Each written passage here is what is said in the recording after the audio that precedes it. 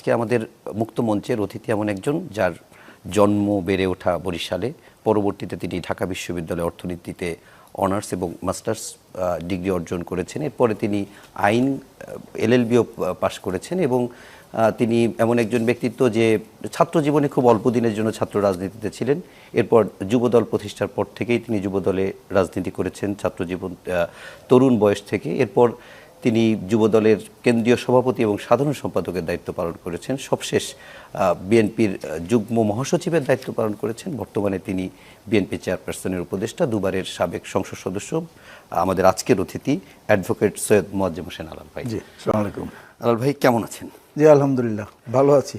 আমরা গত 15 বছর 20 বছর এরকম দীর্ঘ সময় যদি দেখি, তো বিএনপির যে কয়জন রাজনীতিক একেবারে মাঠ থেকে শুরু করে গণমাধ্যম পর্যন্ত সরব ছিলেন, ভাইব্রেন্ট ছিলেন, তাদের ভিতরে অ্যাডভোকেট সৈয়দ মোয়াজ্জেম হোসেন আলাল অন্যতম। কিন্তু 15 বছরে আপনাকে যে হারে কথা বলতে দেখেছি, রাজপথ থেকে শুরু করে গণমাধ্যমে, কেন যেন মনে হচ্ছে গত কিছুদিন ধরে নিজেকে একটু গুটিয়ে রেখেছেন কিনা, কিংবা ওই অতটা সরব লাগে না আপনাকে, কারণ কি?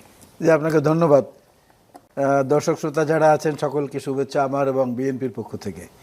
খুবই প্রাসঙ্গিক প্রশ্ন এবং আপনাকে ধন্যবাদ, যেভাবে কেউ এখন পর্যন্ত আমাকে জিজ্ঞেস করেনি। অঘোষিত জিজ্ঞাসাবাদ চলে, কিন্তু এভাবে ঘোষণা দিয়ে প্রকাশ্যে কেউ জিজ্ঞেস করেনি। এই প্রসঙ্গে আপনাকে আমি একটা কথা বলি। 1990 সনে, বেশি দিন আগের কথা না, 1990 সনে হঠাৎ করে বিজ্ঞানীরা আবিষ্কার করলেন যে অস্ট্রেলিয়াটা তার যে মূল অবস্থানে ছিল, অস্ট্রেলিয়া মহাদেশ, সেখান থেকে 5 ফিট সরে গেছে। এখন 5 ফিট সরে যাওয়ার কারণে এই যে বিষুব রেখা, তারপরে অন্য অন্য যে অক্ষাংশ দ্রাঘিমাংশ যেখানে আছে, সেখানেও মেজারমেন্টে সমস্যা হয়েছে। তো আমার মনে হয় যে এই পতিত সরকার যারা পালিয়ে গেছে, তাদের পতনের আগে পর্যন্ত ওই যে আপনি শব্দটা যেটা ব্যবহার করলেন, ভাইব্রেন্ট, সেটা ছিলাম।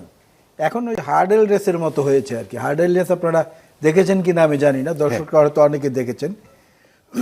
বেড়া দেওয়া থাকে ওর ভিতরে, যেটা লাফ দিয়ে দিয়ে পেরোতে হয় এবং দৌড়ের গতি আবার সমান তালে রাখতে হয়। এই হার্ডেল রেসের মধ্যে আমি আছি। হার্ডেল রেসের মধ্যে কেন আছি সেটা তো বলা অনেকটাই লম্বা সময়ের প্রয়োজন হবে। তবে আমি মনে করি যে সবসময় একটা ভাইব্রেশনের মধ্যে থাকাটা বোধহয় ঠিক না। কারণটা হচ্ছে, আমাদের ছোটোবেলায় আমরা দেখেছি শৈশব, কৈশোর, যৌবন, প্রৌঢ়, বৃদ্ধ, জীবনের 5টি অংশ থাকে। এই সাম্প্রতিক সময় আবার দেখবেন আরেকটা নতুন অনুষঙ্গ যুগ হয়েছে। কি হয়েছে? টিনেজার। এই টিনেজার শব্দটা কিন্তু আমাদের যৌবনে বা আমাদের কৈশোরে আমরা শুনি নাই। তো সবসময় তো টিনেজার থাকার কোনো যৌক্তিকতা নাই। এই জন্য ভাবলাম যে এখন প্রৌঢ় হয়ে গেছি, বৃদ্ধের পথে প্রায়, একটু নিজেকে সংযত করি আর কি, এটাই কারণ। সাপ্লিমেন্টারি একটা কোশ্চেন করি, দলের অভ্যন্তরীণ রাজনীতির কোনো কারণ আছে কিনা? কেন?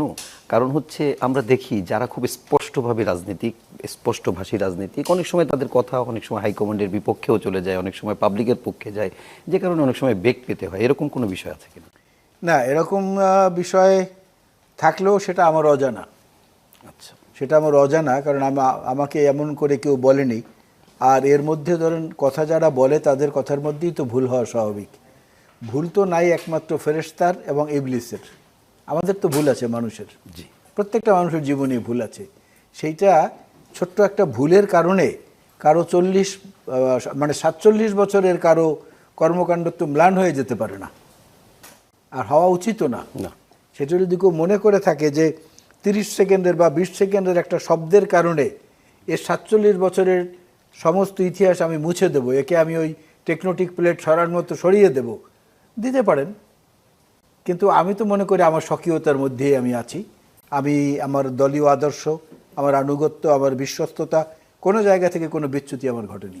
ওকে, তাহলে আমরা এটা স্পষ্ট হলাম। আমি একটু এরপরে আরেকটা ব্যক্তিগত প্রশ্নে যাই। সেটি হচ্ছে, আপনি ঢাকা বিশ্ববিদ্যালয় অর্থনীতি থেকে আপনি অনার্স পাস করেছেন।